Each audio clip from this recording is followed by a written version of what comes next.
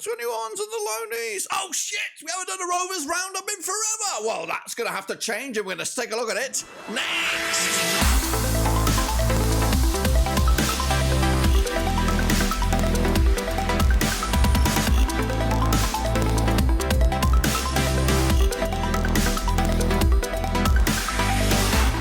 Folks, back once again with another Rovers Roundup. It's been way too long, of course, to catch up. We've got to play catch up with the ladies, catch up with, of course, the under 23s, and of course, catch up with bloody John Buckley and the gang. We'll take a look at all of it in a second. Of course, if you do, where you been? Smash your subscribe on about it. All things Rovers related, the academy, the ladies, the Lodies related. We're all here, boys, under one Rooski. Of course, yes, I apologise.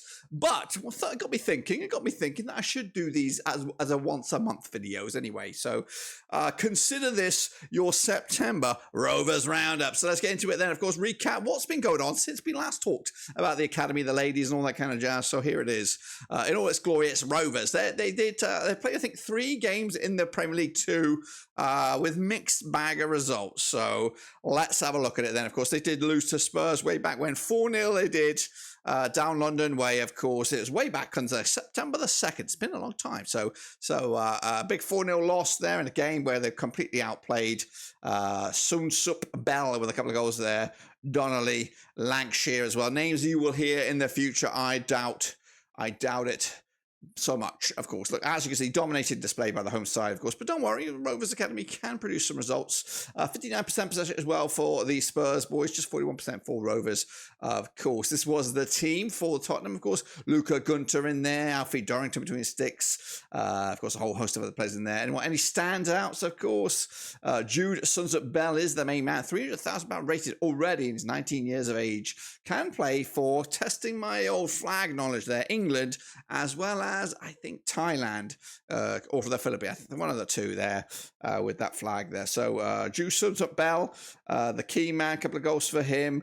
We also saw a couple of substitutions to be had with the Spurs boys. As for the Rovers line, that's what we're all about here, of course. Looking at the likes of Jay Haddo, he's in there, of course. Harrison Wood as well. We got Leo Dudu, and of course up top the likes of Dominik Bilinic, the Polish youngster, and of course Jordan Eastham, who has made a debut for Rovers, I believe, in one of the early rounds of the Cup. Then of course we had some of the subs, Junior Nasangu coming on from the bench, but guess little to no avail.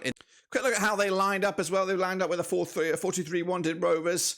Of course, 3 players picked up yellow cards. And of course, as you can see, it was a tight affair in the first half. All the goals coming in the second half where the heads have completely dropped. So not great indeed for the Rovers Academy in that one.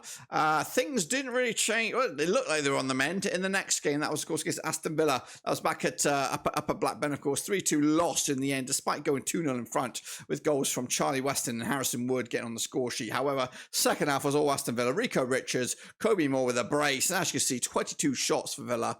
And of course, I think they dominated possession as well on this one, did they? 51% possession compared to Rovers 49. Look at the lineup then, of course. Mashake between the sticks for Rovers, the young Polish guy. Looks like we've got quite a few Polish youngsters in there, which of course is good to see. Charlie Austin as well. Patrick Gamble again trying to feature in more and more games for under 21s, also featuring slowly but surely in the senior squad. He captained the side there. We've got Jay Haddo, Luke Dudu, Rory Finneran, James Edmondson, of course, another player who made his debut for the first team. Zach Gillison. It's quite a strong team here. Tom Bloxham as well. What about the substitutions? Well, we did see the likes of Reece Doherty coming on there, Brandon Powell, Zach Stritch, and Junior Nasangu, who couldn't get any minutes in that game as well. As for Villa's lineup, of course, goals from Kobe Moore there, double for him. Rico Richards, already valued at £150,000. Josh Feeney, £300, centre back, alongside Keir Smith.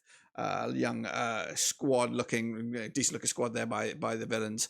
And of course, quick look at how they panned out as well with their lineup, also adopting a 4-2-3-1 for that match. Where are we? Come on then, switch on, there we go. And again, all the drama in the second half as Villa pulled it back from 2-0 down. But minutes in the legs for a lot of these guys, and of course hopefully we can see some of them making the switch to the senior squad pretty soon as well. What's on the offering though?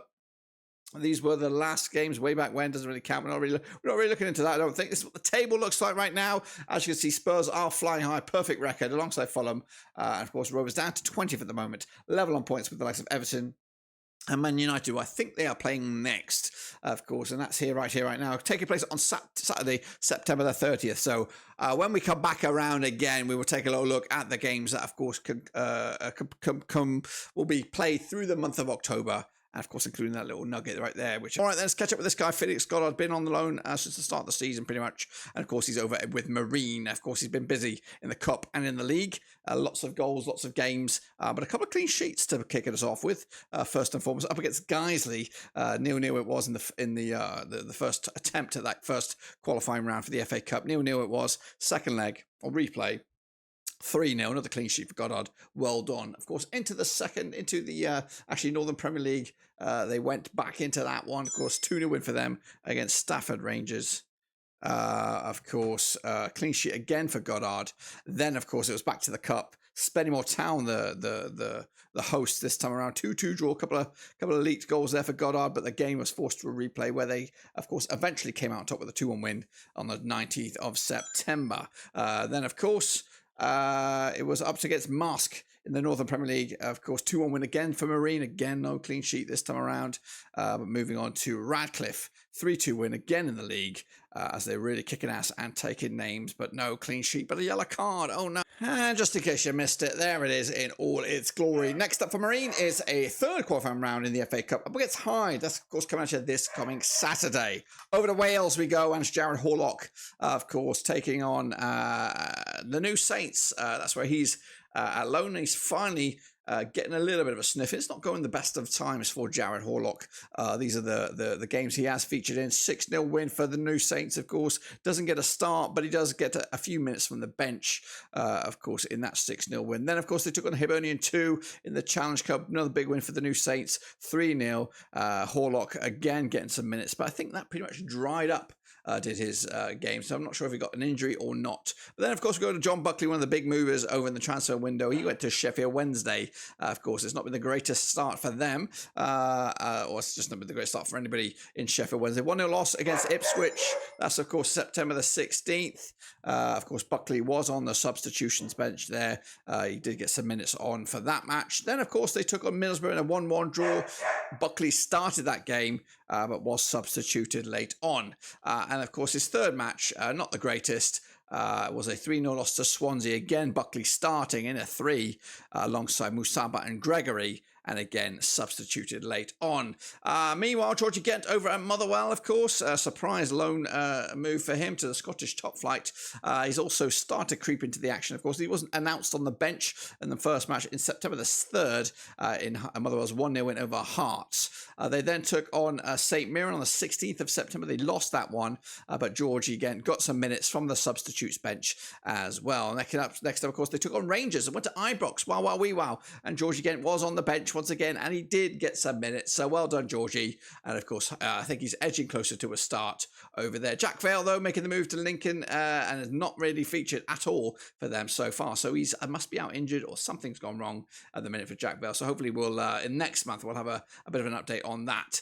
Ethan Walker, though, really ripping it up already for Morecambe, and he looks like he's started to get a name for himself. He did feature briefly for the game against Gillingham, of course, in a 2-1 loss against the table toppers there. A lot of familiar ex-Rovers knocking around here. We've got Jacob Davenport, of course, from the Morecambe boys there. We've also got on Gillingham's side, Conor Mahoney, in the starting 11 there, but Ethan Walker did come on for the substitutes for some minutes. Then, of course, they took on Liverpool under 21s in the Football League Trophy, 3-0 loss there, and of course Ethan Walker got the start, of course, was substituted late on in that game as well. Next up, of course, it was the 2-2 draw against Swindon Town, and Ethan Walker really announced himself coming off the bench to score a goal in a big 2-2 draw against one of the high flyers. That is, of course, Swindon Town. But next up, of course, it is the ladies. Now, what the ladies been going on with?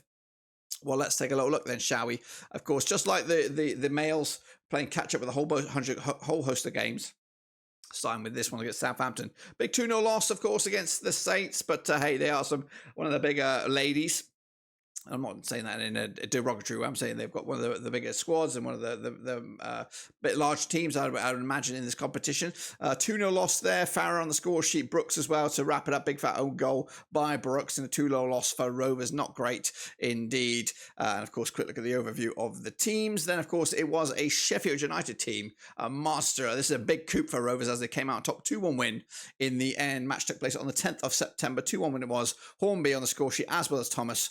Good win up at the scoring for their visitors. 2-1 win, for Rovers. And of course, and again, a quick look at the substitutes bench as well. Next up, of course, it was Watford, and it was a 1-0 away. That scoreline should be the other way around. It was a 1-0 win for Rovers. Yes, I'm reading that right.